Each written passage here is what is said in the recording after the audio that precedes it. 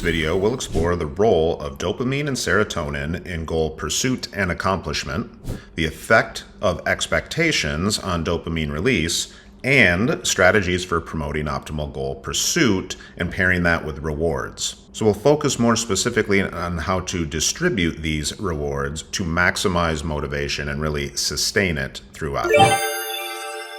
Having already experienced the effects of losing motivation for what was once a passion, Jamal really wanted to avoid having that happen going forward. And he really had to if he wanted to take advantage of every day and week the way he needed to get that scholarship. He and his parents took a little time to work on a list of incentives and rewards that might help give him some nudges he'd need each week, and that would build up into larger accomplishments and a sense of satisfaction over the course of time. He made sure to change them up week to week or maybe month to month to keep things interesting and introduce novelty and keep himself hungry for more throughout the process over the next year or so. He also made sure to chunk them bit by bit so that he wouldn't get too much too soon.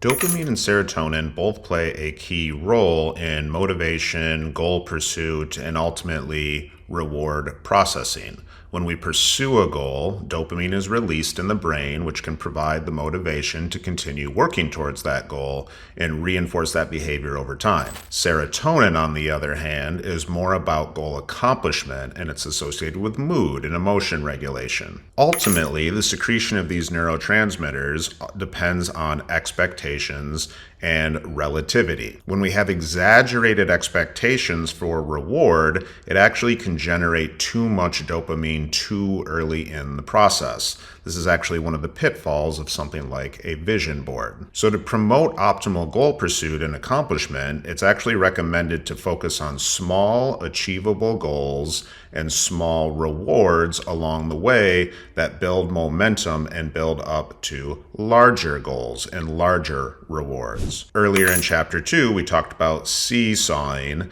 and a similar idea applies here. You can do that by blunting reward responses for intermediate goals as you move towards bigger ones.